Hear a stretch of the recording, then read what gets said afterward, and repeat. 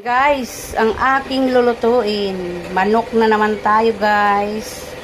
Lagyan ko ng pinya yan guys. Ayan yung sobra ng pinya. Gata, kakang gata at saka pangalawang gata. Ayan siya guys. Magluluto na tayo. Gabi na naman, naglalaba kami guys. Sobrang busy namin ngayon. Ayan. Ayan po, magluluto na tayo kay gabi na. Umpisa na naman tayo magluto kay sobrang busy natin ngayong araw na ito. Kahapon, busy din kami. Kaya namili asawa ko ngayon. Magluluto naman tayo guys. Lagyan natin ng mantika. Ang ating kawali. Yan. Tapos, kuha ka din ng pamintang durog na. Tsaka magic. Ilagay natin guys yung luya, bawang, sibuyas. Yan. Yan. Sibuyas, bawang, luya. Gigisa natin yung guys. Para sa ating hapunan.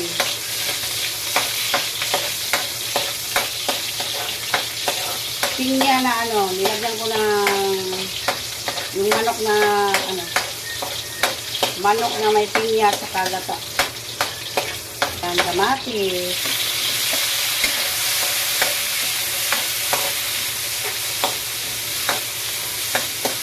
Yan, manok guys.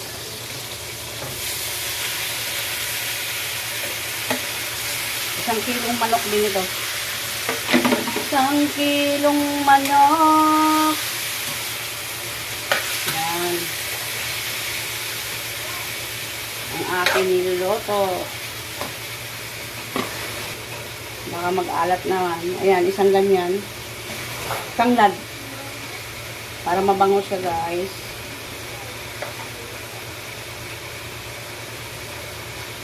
Ayan guys.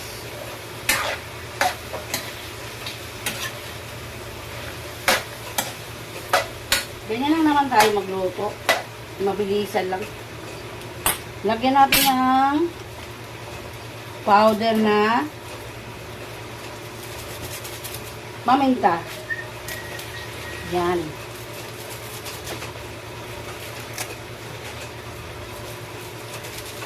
Tapos, chicken cubes. Lagay ko na yung isang buo. Kasi 1 kilo na yan, sabi ng asawa ko. Lilipad. Malakas yung lilipad mo, mali. Chicken cubes. Yan, lagay natin ganyan. Tapos, kunting magic lang guys. Kunting magic. Yan. Lagyan natin ng kunting magic lang. Baka umalat. Yan. Lagay natin dito sa taas yung tira. Tapos, ihalo natin. Ayan na guys, magluto. Mahinga naman ako guys sa sa paminta. Then, ilagay natin itong pinya. Para malasa na siya. Yan. Tapos, takpan natin yan guys. Balikan natin mamaya. Ito po, ilalagay ko na ang pangalawang gata para lumambot ang manok. Yan. Ilagay ko na yung pangalawang gata.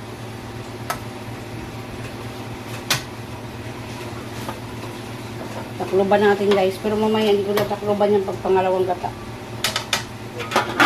Ayan, yung kakang gata. Kunti na lang natira tuloy. Nalagay ko na yung kakang gata. Akala ko naka-on. Sorry. Ayan, nilagay ko na yung kakang gata. Akala ko naka-on. Hindi pala naka-on. Ayan na guys, ang aking niluto, malapit na yan maluto. Yan, nandiyan na yung kakang gata.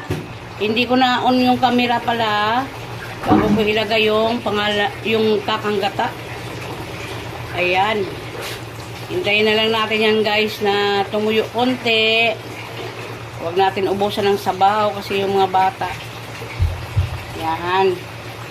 Yummy yan guys, may pinya siya. Manok na pininyahan na may gata. Yan, ang aming ulam ngayong gabi, guys. Ito na ho yung aking niluto na manok na may pinya at saka gata. Yan. Masabaw siya, guys, kasi yan ang gusto ng mga anak ko. May sabaw siya. Huwag masyado patuyuan pag may mga bata. Pininyahang manok with gata. Yan ang aking niluto ngayon, guys. Kaya sobrang busy kami. Yan, kakain na rin kami pagtapos ng asawa ko doon sa tindahan. Saka nagda-dryer ako, guys. Hanggang dyan na lang. Thank you so much. Bye.